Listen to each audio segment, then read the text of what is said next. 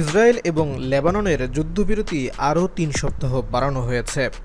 যুক্তরাষ্ট্রের president Donald Trump গতকাল বৃহস্পতিবার ইসরায়েল এবং লেবাননের মার্কিন দূতদের সঙ্গে বৈঠকের পর এই ঘোষণা দিয়েছেন। বৃহস্পতিবার যুক্তরাষ্ট্রের প্রেসিডেন্টের সরকারি বাসভবন এবং দপ্তর হোয়াইট হাউসে সেই বৈঠক শেষে এক ব্রিফিংয়ে প্রেসিডেন্ট ট্রাম্প বলেন, আমরা চমৎকার একটি বৈঠক করেছি। তারা উভয়ই যুদ্ধবিরতিতে আরও ৩ সপ্তাহ বাড়ানোর পক্ষে সম্মতি দিয়েছে। কোনো গোলাগুলি নয়, যুদ্ধবিরতি, আর কোনো গুলি নয়, দেখা যাক কি হয়। পরে নিজের সামাজিক যোগাযোগ মাধ্যম ট্রুথ সোশ্যালে পোস্ট করা এক বার্তায় ট্রাম্প বলেন, আমাদের বৈঠক ছিল খুবই চমৎকার। ইসরায়েল এবং লেবাননের মধ্যে যুদ্ধবিরতি ৩ সপ্তাহ বাড়ানো হয়েছে।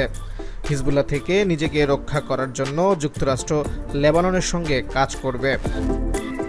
উল্লেখ্য, ১৯৮২ সালে লেবাননে প্রতিষ্ঠিত সশস্ত্র রাজনৈতিক গোষ্ঠী হিজবুল্লাহ বর্তমানে বিশ্বের বৃহত্তম মুসলিম সশস্ত্র গোষ্ঠী।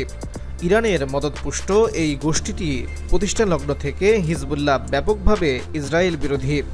হিজবুল্লাহ কখনও লেবাননের প্রকাশ্য রাজনীতিতে আসে না, নির্বাচনে সরাসরি অংশ নেয় না, কিন্তু দেশটির ক্ষমতার উল্লেখযোগ্য নিয়ন্ত্রণ তাদের হাতে।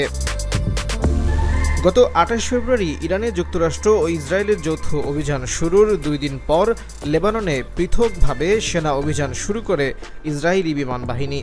টানা ৪৫ দিন ধরে চলা অভিযানে লেবাননে নিহত হয়েছে প্রায় ৩,০০০ মানুষ। গত ১৭ এপ্রিল যুক্তরাষ্ট্রের হস্তক্ষেপে ১০ দিনের যুদ্ধবিরতি ঘোষণা করে ইসরায়েল লেবানন। সেই হিসেবে আগামী ২৭ এপ্রিল যুদ্ধবিরতি শেষ হওয়ার কথা ছিল। তার আগেই এই বিরতির মেয়াদ আরও ৩ সপ্তাহ বাড়ানো হয়েছে।